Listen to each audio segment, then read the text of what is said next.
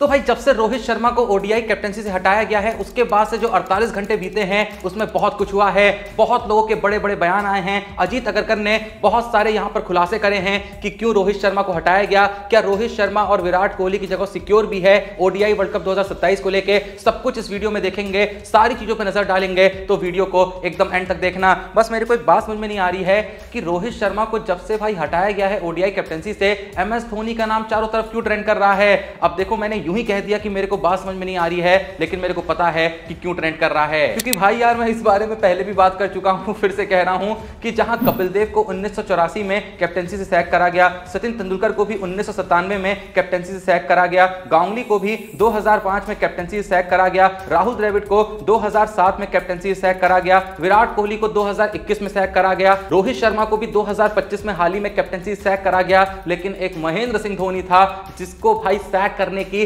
किसी की में दम नहीं था। तुम समझ गए ना किसमें दम नहीं था, धोनी था जिसने भाई सिलेक्टर्स को ही सैक कर दिया था। तो मैं फिर से वही बात कहूंगा जो कि मैंने अपनी पिछली वीडियो में भी कही थी कि धोनी को लेकर आप बहुत कुछ कह सकते हैं कि भाई इससे बेहतर ये बैट्समैन है, आप दो पल के लिए किसी को उससे बेहतर फिनिशर कह सकते हैं, उससे बेहतर किसी को आप कैप्टन विकेटकीपर कह सकते हैं, लेकिन ऑरा के मामले में इंडियन क्रिकेट के अंदर धोनी से बड़ा नाम नहीं देखने को मिला। वैसे भाई क्या तुमने एक चीज सोची, जब तक बीसीसीआई को जय शाह मैनेज कर रहा था ना तब तक भी भाई ये सारी भसड़ देखने को नहीं मिलती थी। वो बंदे ने भी कोहली और रोहित शर्मा को हमेशा वो इज्जत दी थी जो इज्जत वो लोग डिजर्व करते थे। बात तो सही है।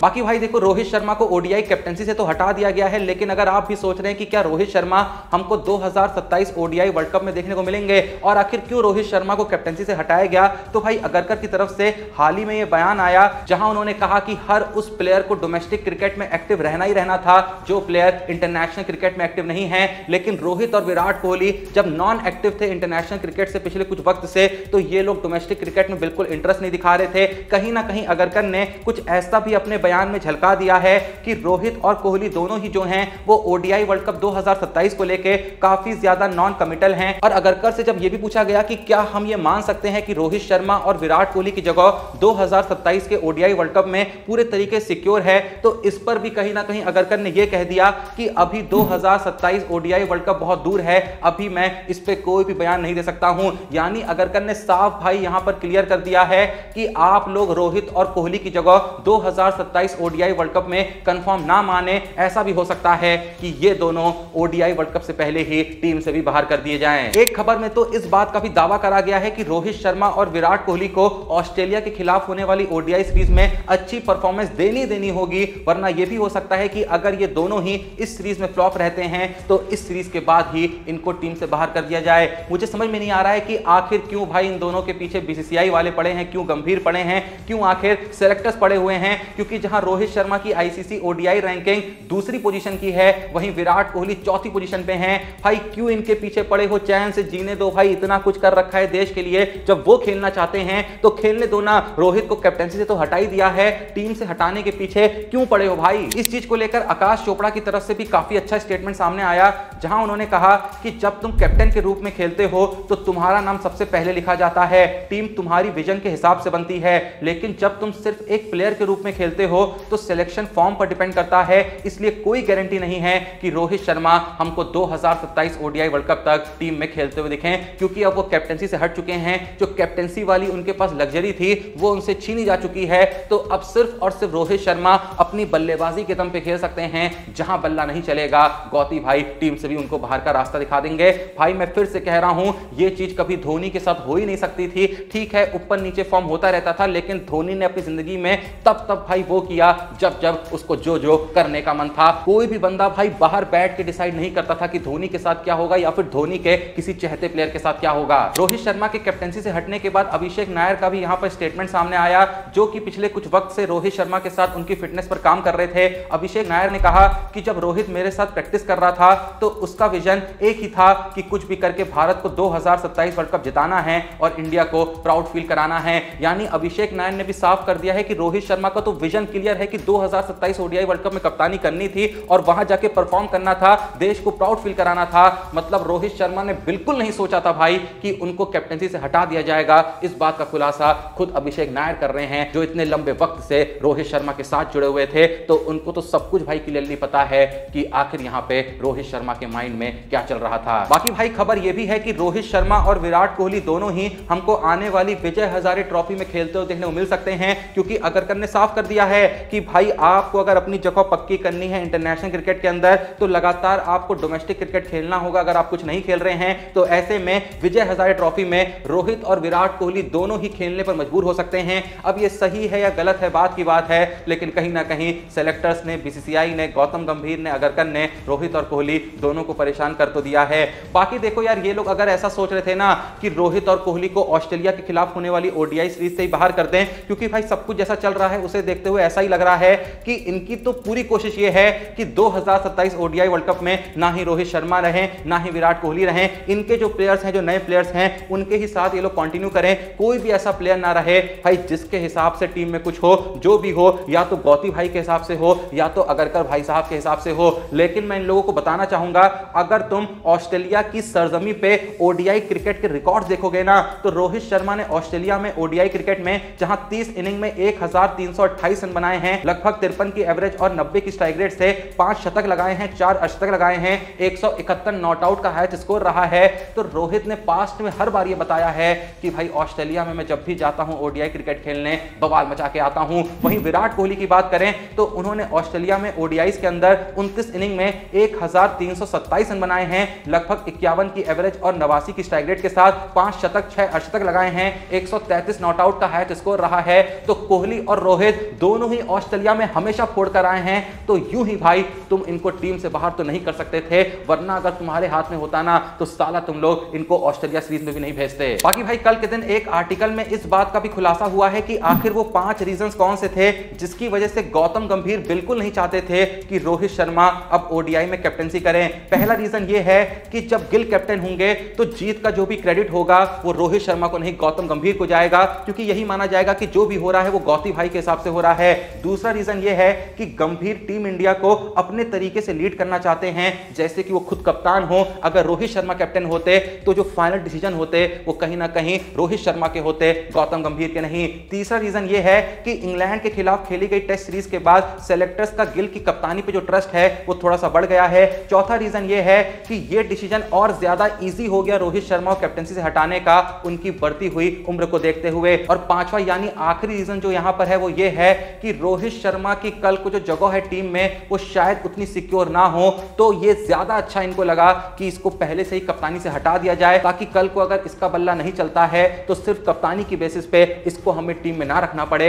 जहां इसका बल्ला थोड़ा सा खराब चलेगा इससे कहेंगे भाई टीम से ही बाहर निकलो। तुमको क्या लगता है कि आखिर सबसे बड़ा रीजन यहां पर क्या होगा जिसकी वजह से रोहित शर्मा से ओडीआई कैप्टनसी छीनी गई? जो भी तुम्हारा सोचना है कमेंट सेक्शन में बता दो। कसम से भाई मेरे को ना रोहित शर्मा पे दया आती नहीं भाई, सच में मेरे को दया आती है। दया इसलिए आती है क्योंकि भाई जब रोहित शर्मा को मुंबई इंडियंस की कप्तानी दी गई थी, रोहित शर्मा के मुंबई इंडियंस के कप्तान बनने से पहले मुंबई इंडियंस की जो टीम थी लगातार भाई 5 सीजन से चोक करी जा रही थी, एक भी टाइटल नहीं जीती थी। उसके बाद रोहित यहां पर मुंबई इंडियंस की कप्तानी संभालते हैं, 5 आईपीएल ट्रॉफी अपनी कप्तानी में मुंबई को जितवा देते हैं। वहीं इंडिया की बात करें तो भाई रोहित शर्मा के कैप्टन बनने से पहले भारत जो है 11 साल से एक भी आईसीसी ट्रॉफी नहीं जीता था। उसके बाद रोहित कप्तान बनते हैं इंडिया के और 2 भाई आईसीसी ट्रॉफी एक के बाद एक लगातार जितवाते हैं। लेकिन बदले में क्या मिलता है? मुंबई इंडियंस की कप्तानी से भी उनको जबरदस्ती हटाया जाता है और वही इंडिया की कप्तानी से भी उनको सैक कर दिया जाता है। कसम से भाई इतनी बड़ी नाइंसाफी शायद ही आज तक किसी प्लेयर के साथ हुई होगी। इतना कुछ अपने देश के लिए करने के बाद, अपनी फ्रेंचाइज के लिए करने के बाद इतनी तो इज्जत रोहित शर्मा डिजर्व करते ही करते थे कि वो मुंबई इंडियंस और इंडिया की कप्तानी तब छोड़ें जब उनका मन हो। भाई इस चीज के लिए मैं सीएसके की दाद देना चाहूंगा कि भाई उन्होंने हमेशा धोनी पर भरोसा टिकाए रखा, उन्होंने हमेशा धोनी के ऊपर डिसीजन रखा कि भाई कब तुम्हें कप्तानी छोड़नी है, कब तुम्हें आईपीएल से रिटायर होना है। उन्होंने खुली छूट दे रखी है धोनी को, क्योंकि इतना कुछ उन्होंने जो फ्रेंचाइज के लिए किया है इस बात की कद्र करती है सीएसके की फ्रेंचाइज। लेकिन मुंबई इंडियंस रोहित शर्मा को वो इज्जत देने में पूरे तरीके से नाकाम रही और बीसीसीआई भी जो है वो भी रोहित शर्मा को उनकी असल इज्जत देने में पूरे तरीके से नाकाम रहा। इसके अलावा जैसा कि आप जानते हैं कि रविंद्र जडेजा को भी ऑस्ट्रेलिया के खिलाफ होने वाली ओडीआई सीरीज से बाहर का रास्ता दिखा दिया, जिस पर भाई अगरकर ने यह बयान दिया है कि रविंद्र जडेजा बिल्कुल टीम के प्लान्स में हैं, लेकिन थोड़ा कंपटीशन होगा जगह के लिए। वो चैंपियंस ट्रॉफी स्क्वाड में भी थे, लेकिन वहां हमने कंडीशन के हिसाब से एक्स्ट्रा स्पिनर्स लिए थे, तो अभी के लिए हम सिर्फ एक ही स्पिनर ले जा सकते हैं। जड्डू क्लियरली टीम के स्कीम ऑफ थिंग्स में है, उसकी बैटिंग, बॉलिंग और स्पेशली फील्डिंग बहुत वैल्यूएबल है, लेकिन ये शॉर्ट सीरीज है, सबको चांस देना पॉसिबल नहीं होता और अनफॉर्चुनेटली इस टाइम वो मिस आउट कर रहे हैं। अब किस किस को लगता है कि भाई जडेजा के साथ भी नाइंसाफी नहीं होनी चाहिए थी? जो भी वीडियो देख रहा है कमेंट सेक्शन में जरूर बताना। पता है कभी कभी मेरे मन में क्या आता है कि गौती भाई हर समय यही सोचते रहते हैं कि मैं अपने पूरे क्रिकेटिंग करियर में धोनी से तो किसी तरीके से बदला नहीं ले पाया, किसी भी चीज में बदला नहीं ले पाया, बस बयान देता रहा उल्टे सीधे।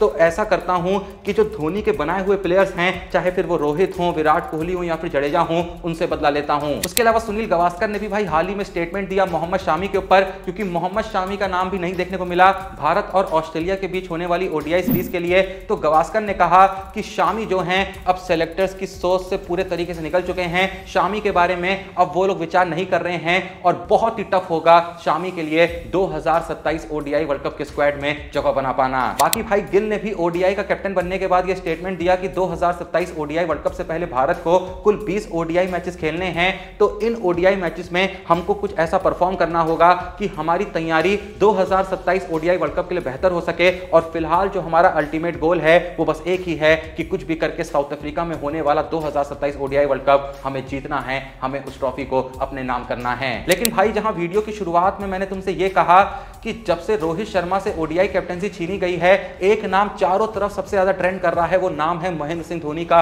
उनका नाम क्यों ट्रेंड कर रहा है वो तो मैंने बता दिया, लेकिन एक और दूसरा नाम भी है जो काफी ज्यादा ट्रेंड कर रहा है, वो नाम है नन अदर देन हर्षित राणा का। और भाई ट्रेंड क्यों नहीं होगा? क्योंकि भाई उस बंदे को हर फॉर्मेट में यूं ही जगह मिल जाती है। तुम भाई थोड़ा पिछले कुछ सालों को उठा के देखो, बॉर्डर गवास्कर ट्रॉफी होती है, हर्षित राणा टीम का हिस्सा हो जाते हैं। चैंपियंस ट्रॉफी खेली जाती है, हर्षित राणा टीम का हिस्सा हो जाते हैं। इंडिया टूर ऑफ इंग्लैंड होता है, हर्षित राणा टीम के अंदर दिखते हैं। एशिया कप होता है, हर्षित राणा वहां भी चले जाते हैं। इंडिया टूर ऑफ ऑस्ट्रेलिया होता है, हर्षित राणा वहां भी चले जाते हैं। सोचने वाली बात यह है कि भाई जहां गायकवाड़ और रजत पाटीदार जैसे लोग डोमेस्टिक क्रिकेट में आईपीएल में इतना अच्छा करने के बाद भी टीम इंडिया में जगह बनाने के लिए स्ट्रगल कर रहे हैं, केएल राहुल टी20 टीम में जगह बनाने के लिए स्ट्रगल कर रहे हैं, अय्यर टी20 और टेस्ट टीम में जगह बनाने के लिए स्ट्रगल कर रहे हैं, वहीं हर्षित राणा हैं जो बिना किसी वजह के, बिना किसी स्ट्रगल के तीनों फॉर्मेट का हिस्सा बने हुए हैं। तुम कब आए? सबसे पहले मैं ही आया। इसी चीज पे अपने YouTube चैनल पर कृष्णमाचारी श्रीकांत स्टेटमेंट देते हुए कहते हैं कि सबसे बेस्ट है कि तुम हर्षित राणा जैसे बन जाओ और गंभीर के लिए हर बात पे एग्री करो और उसकी हर बात पे हाँ कहते रहो ताकि तुम टीम में सेलेक्ट हो जाओ। गंभीर को 2027 ओडीआई वर्ल्ड कप के लिए अभी से टीम बिल्ड करनी चाहिए, लेकिन मुझे लगता है कि उसने ऐसा नहीं किया। अगर तुम हर्षित राणा और नीतीश कुमार रेड्डी को प्रोबेबिलिटीज में पिक करोगे तो 2027 वर्ल्ड कप की ट्रॉफी को अभी से तुम गुड बाय कह सकते हो। क्या आप लोग भी श्रीकांत के स्टेटमेंट से यहां पर एग्री करते हैं? तो कमेंट सेक्शन में जरूर बताएं। वैसे भाई कैप्टेंसी से हटने के बाद और हर्षित राणा के एक बार फिर से टीम में सेलेक्ट होने के बाद एक मेरे पास ना चैट लीक हुई है। वो चैट असल में एक वीडियो चैट है जहां पे रोहित शर्मा हर्षित राणा के साथ कुछ बातचीत करते नजर आ रहे हैं। कहीं ना कहीं रोहित शर्मा के मन में गुस्सा है कि भाई उनको कैप्टेंसी से हटा दिया गया, हर्षित राणा हर टीम में सेलेक्ट हो जा रहे हैं, तो कहीं ना कहीं वो गुस्सा जो है उन्होंने हर्षित राणा पे निकाला है। अगर आपने अभी तक वो कम्युनिकेशन नहीं देखा है रोहित शर्मा और हर्षित राणा के बीच का, तो वो वीडियो आपको देखने को मिलेगी एक ही जगह पे,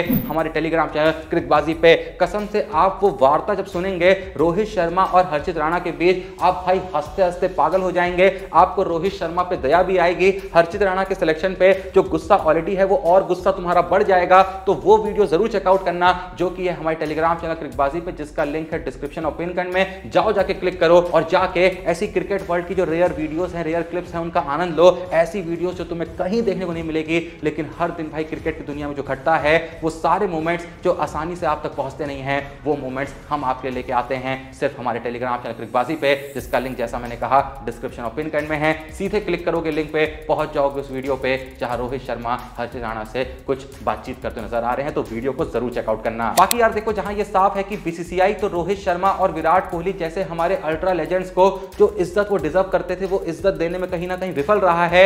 लेकिन भाई जो क्रिकेट ऑस्ट्रेलिया है ना, वो असल में बीसीसीआई को यह दिखा रहा है कि रोहित और कोहली जैसे लेजेंड्स को इज्जत दी कैसी जाती है।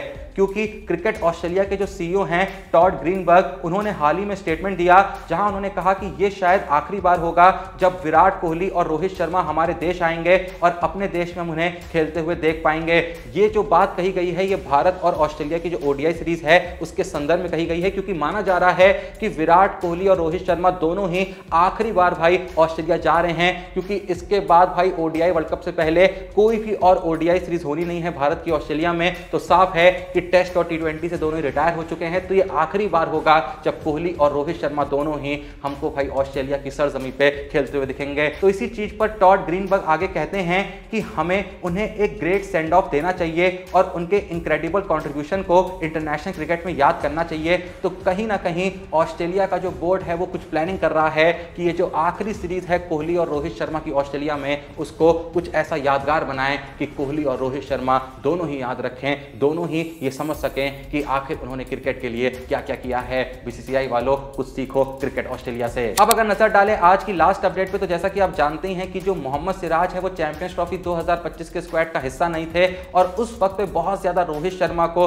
सिलेक्टर्स को क्रिटिसाइज करा गया था कि सिराज ने आखिर ऐसा क्या खराब किया है कि आप उनको चैंपियंस ट्रॉफी में लेके नहीं गए हैं। लेकिन हाल ही में एक इंटरव्यू के दौरान मोहम्मद सिराज ने खुद इस बात का खुलासा करते हुए कहा कि रोहित भाई ने मुझे बोला कि ज्यादातर बॉलिंग स्पिनर्स करेंगे और वो नहीं चाहते थे कि मैं वहां जाके सिर्फ बेंच पर बैठूं। उन्होंने बोला कि मैं अपने फैमिली के साथ टाइम स्पेंड करूं। तो उस वक्त पे बहुत लोग जो रोहित शर्मा को गरियाने में लगे थे कि रोहित शर्मा सिराज पर उतना भरोसा नहीं टिका रहे हैं, तो सिराज ने साफ कर दिया कि रोहित भाई ने उनको पहले ही बता दिया था कि भाई ये रीजन है, इसलिए वहां जाना तुम्हारा ज्यादा सही नहीं रहेगा, तुम मस्त अपने परिवार के साथ वक्त बिताओ, क्योंकि भाई परिवार के साथ वक्त बिताने का भी वक्त कहीं मिलता है, खासकर सिराज को तो कहीं मिलता है, उस बंदे को तो हर जगह जाना होता है। तो कहीं ना कहीं सिराज ने गलतफहमी हाल ही में दूर करी है। लेकिन मैं तुमसे पूछना चाहूंगा, तुम्हारा हर्षित राणा के हर फॉर्मेट के सिलेक्शन पर क्या कहना है, तुम्हारा रोहित शर्मा के कप्तानी से हटने पर क्या कहना है, और क्या तुम्हें लगता है कि सिलेक्टर्स कुछ ना कुछ ऐसा करेंगे कि रोहित और कोहली हमको 2027 ओडीआई वर्ल्ड कप तक इंडिया की टीम में दिखेंगे ही नहीं? जो भी तुम इस बारे में ऑनेस्टली सोचते हो ना, कमेंट सेक्शन में जरूर बताना।